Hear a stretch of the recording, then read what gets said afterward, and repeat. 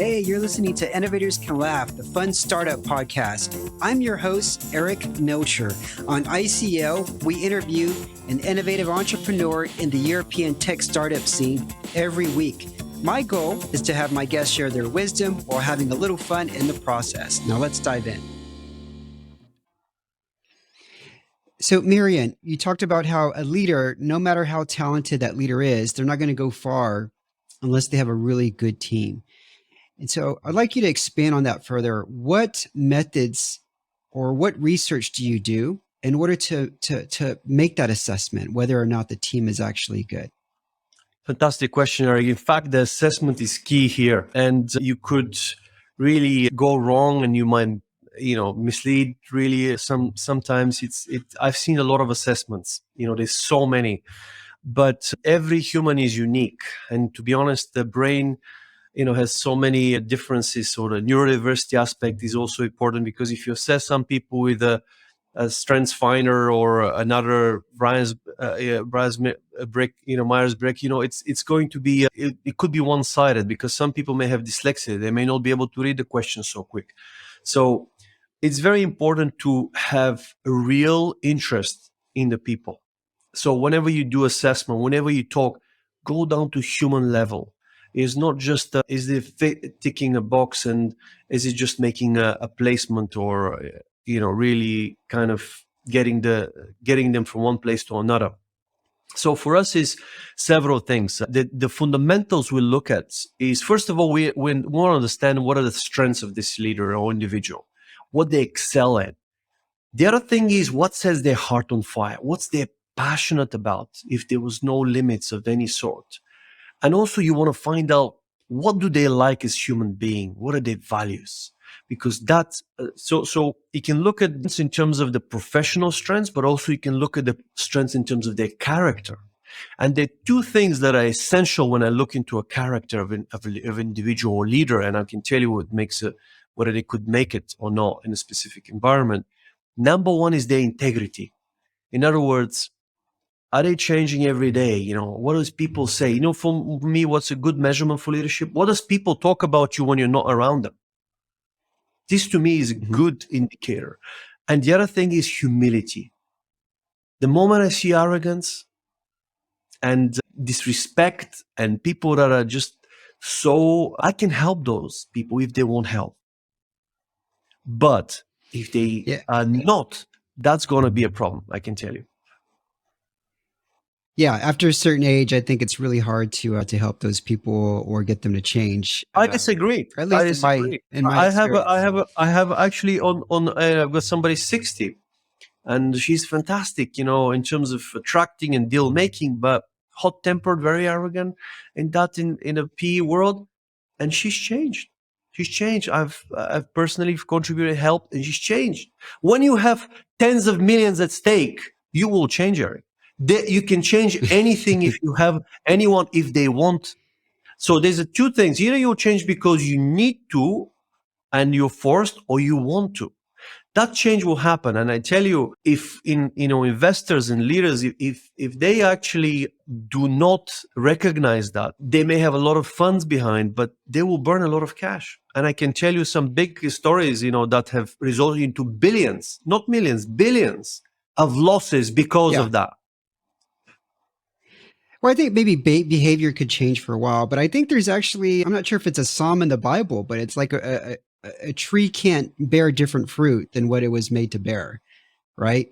For long. It can pretend to bear something else, but what's in our human nature is we can't pretend to be something else for a long period of time, right? Yes. So a person who's been arrogant for 40, 50 years, they could pretend to be nice, kind, maybe if they're incentivized, but truly deep down within, they're going to have to go back and revert to their natural self, or because that's who they are. It's just within a person's nature. But obviously, if there's millions involved, you could probably pretend to be something else and convince a lot of other people. There's a lot at stake. That verse, in fact, you're absolutely right. A good tree cannot give bad fruits, and a bad tree cannot give good fruits. I agree with you, and that very much comes down to the character. However, if a leader recognizes that they have hot-tempered issues or challenges, they can actually bring on board a leader who cares, that can cover that blind spots, which we did in multiple of those organizations, and obviously with mentoring, with coaching and so forth, that has happened, resulting to great really impact. So if the leader recognizes that, but also covers their blind spot with leaders that can make the difference, and then give them the freedom, treat them well, honestly, they will enjoy the journey. They will bring so much joy in them, and peace and fulfillment that they didn't have before. So I think you're right that some things may not be able to change exactly. However, you can work on your character until you live. That's the only thing that stays with us. So if we can focus on our characters, we can change at any stage of our lives, as long as we want to and put the efforts. It will be much harder though to change, but you can change. Yep, agree 100%. Marian, how do you do these assessments typically? Because I'm sure it's not just a survey. I'm sure it's not just a Zoom video call one time. Like, what is the duration, and what are some of the things that you do to make this assessment in terms of tools? No, excellent question. That we have actually a 5-stage assessment process that we follow, and it's very important. And when it comes down to probably some of the first thing that is very important, from the first interview to obviously the series of interviews, sometimes you may need 5 to 10 encounters or interviews with the individual to really get a better understanding of them, then followed by multiple referencing and so forth, because it's the first thing that is important when you talk to an individual or leader. You want to find out more about really what is their career vision. First of all, what do they, get to know them about what they do, what their strengths are, and their expertise, of course, is important, but very quickly look at what do they want to do, what's their vision for the next 5 to 10 years. The reason I'm saying is that from the first interview is because you don't want to waste a lot of time if the vision doesn't align with yours, and if you cannot provide that, because it will be not sustainable. It'll be 6 months or 12 months placement. You don't want that to happen in most cases, unless you really need some interim help. So that is important. You need to really look at, do I connect with this? Well, does this person has what we need first? Does it connect in terms of values for us? And then what's their vision? So once you get a better understanding and you say, okay, in first glance, that looks okay, then you start going into the details and saying, okay, tell me, what did you do in your previous roles? So every role you go deep enough till you get to know them. What percentage you spend where? So give me a breakdown of your day. I did 10% here, 20% there, 50% of clients, 10% of emails, whatever you do on a day-to-day basis. So when you're trying to understand the role and say, okay, what could you have improved of that if you had a chance or freedom? So they'll tell you how their split would be ideally for them. What these people think about you, do you think? What went wrong? If I ask your boss, what would they rate? What would they tell me about you?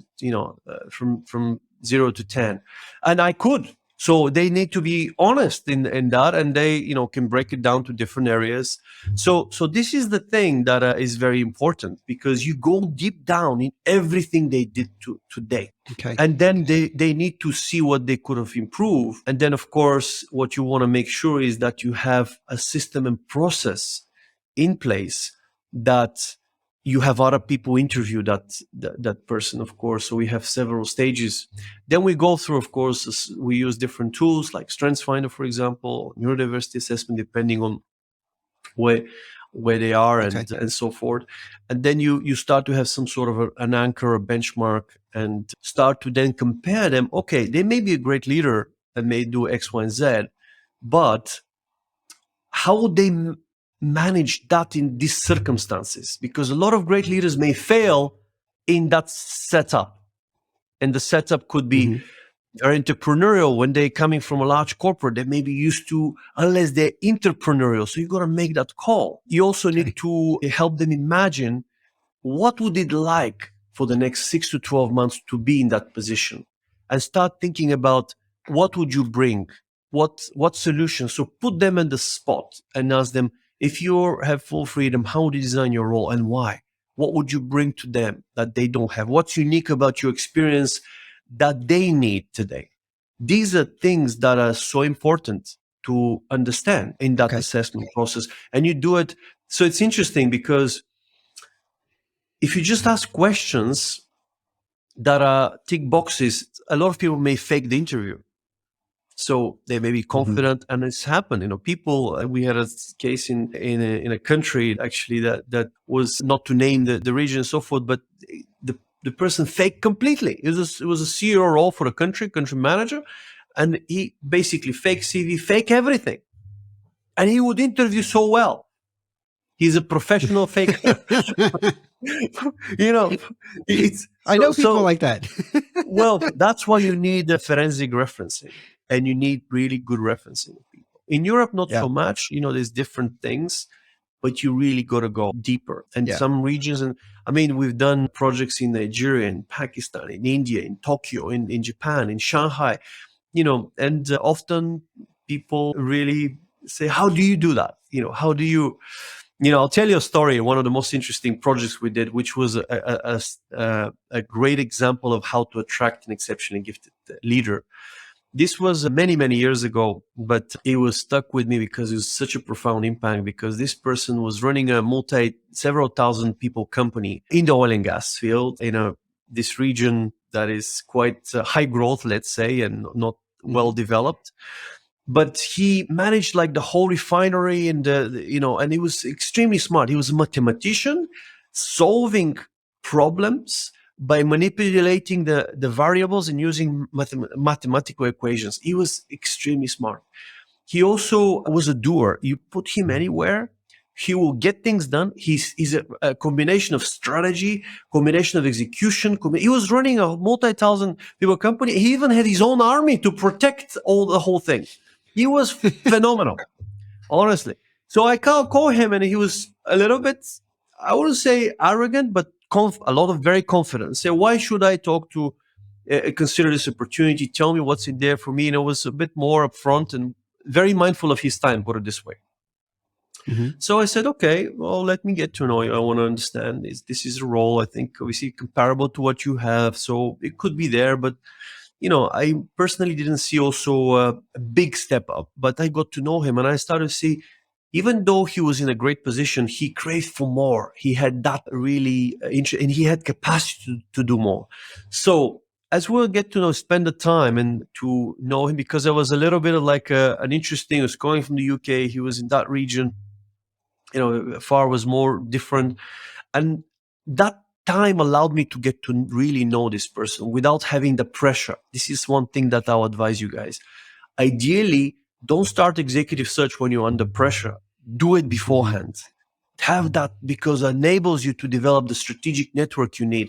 And this is what I'm going to talk about, which is strategic succession is so important, because look at your vision, what you want to do in the next 5 years or 10 years. Look at where you are and look at what are the gaps you may have or need in the 6, 12, 18, 2 years. Just that scenario, and then starting to make those connections before you need them. It's very powerful. Anyway, and so to that point, there were a few months later, a very interesting role came. A CEO role for 130 million people region, including not only oil and gas, energy, healthcare, big, really kind of multiple, diverse, like a conglomerate, multiple sectors to serve. And despite all this difficult and challenge, I could say, hey, this is much better for you. This give you much more exposure. We will diversify. And I knew that's going to make the difference for him. Put him in front of presidents of governments, which was not so much. So I knew also, I thought one day, maybe if you want to have interest in politics, you can go there. And he had that interest, but I didn't know, but I was projecting my vision. So he said, how did you know that? So he started to connect. When you connect to that vision, 9 months later, he accepted the job.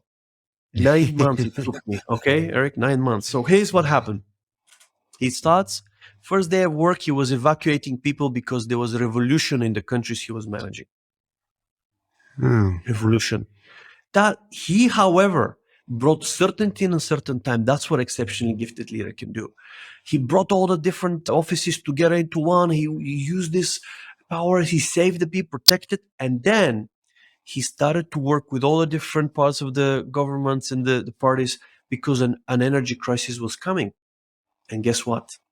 He managed to bring and unite those people together and different oppositions to solve a problem, to prevent that crisis, which resulted into multi-billion contracts signed, okay, which was never been the case before. So he did something exceptional. He grew the business from 300 to 5 billion in 5 years. So I'm just telling you. And then he was about to also continue that with another probably more than 10 billion of business coming over. However, they couldn't retain him. Why? Because they don't understand how to retain exceptionally gifted leader. They lost. What should they have done here, Marian? What should they have done? What they should have done is give him freedom and empower him, listen to him, and reward him accordingly. Not get in the way, not change everything. Because I'll tell you, another case that I have, when you get in so often, and that entrepreneurs may have that, I know it's your baby, I know it's your creation, but if you want to scale big time, and that goes from small to large organizations, you got to be able to develop a trusted mechanism where you don't get don't get in the way. Be grateful that you have more free time to do other things. And invest that time in developing your character, yourself. Because if you have insecurities of, oh, this person is getting smarter, is going to take over, and don't have trust, that's your problem. You got to work on that. Because you will not retain exceptionally gifted leaders like that. You need to empower and give them that trust. And if they're smarter and better than you, celebrate that. Take care of their blind spots that they have. You care for them. Yeah. That's why I said, that's why I want to see more leaders thriving, because the leaders that thrive, they create an environment for their people. That's our mission for Dynamis, to see more people thriving, not surviving at workplace, since we spend most of our lives at work, Eric. And that's why it takes a lot more. That's a wonderful story, Marian. It reminds me of, I don't know who said this, but let people surprise you by just giving them the freedom to figure out different ways to achieve the goal. Give them the goal, but let them have whatever freedom they need to figure out how to do it. One tip for your audience here, just to mention, and thank you for sharing that. One tip for your audience: your first reaction when there is a problem will define the type of business you'll become. What I mean by this: the moment you shout or snap with hot-tempered when somebody makes a mistake, this business is done in terms of innovations, because they'll be afraid to take any steps without consulting with you. Therefore, your innovations will be halted because of your first reaction. But the moment you react and say, okay, what happened here? Let's have a look. How can I help you get out of this situation? The moment you react with integrity consistently, people will not be afraid to take risk and make things happen. This is critical. So this character is so important. Thank you so much, Marian. A couple of personality questions just so the audience can get to know a little bit more about you. What is a favorite TV show that you can watch again and again, Marian? You see, believe it or not, I don't watch TV shows. I don't have time for TV shows to watch. But my favorite thing is to listen to leaders that I aspire to, that bring fire. And I love learning. So some of my favorite, let's say, people that I listen to, that I follow, is a gentleman called Joshua Selman on spirituality, a great one. On gymnastics, I follow Chris Harrier. Is a great guy. I personally get inspired by gymnastics. I think it's great to be in control of your body. Okay. So yeah, it's different things that I do different, but I don't have time for TV shows. But I also love to watch from time to time cooking with my wife, because she's so passionate and so she's such a blessing, and thank God for her, for having her. Okay. Now, another question for you, and this is actually to see if you can guess the right answer. I asked Stoyan Consult, who he's another Bulgarian speaker, entrepreneur, great guy. I asked Stoyan, before you run for president, you must destroy all evidence with blank. And A is awful cooking recipes. B is high school drunk stories. C is Harry Potter books. And D, news clippings of famous serial killers. I'll go for A. Awful cookie recipes. Okay, good choice. But the correct answer was his high school drunk stories. Yeah. It's anyway. It's okay. You know, I'm sure you wouldn't mind. Yeah. Okay. Well, Marian, this was a pleasure. Thank you for coming on the show. For everybody's listening, this is Marian Temelkov, founder of Dynamis. I will include links to his website and show notes on the website and ICO newsletter. Marian, thanks for coming here. Eric, thank you so much, Nora, and pleasure to be with you today and keep spreading this such a great work. Thank you. Thank you. All right. Have a great day, Marian. Cheers. Thanks for listening to the show. If you enjoyed it, I'd really appreciate it if you could give us a review and star rating. Also, don't forget to sign up for the ICO newsletter at innovatorscanlaugh.com, where you can get the bio and details of each guest. Thanks.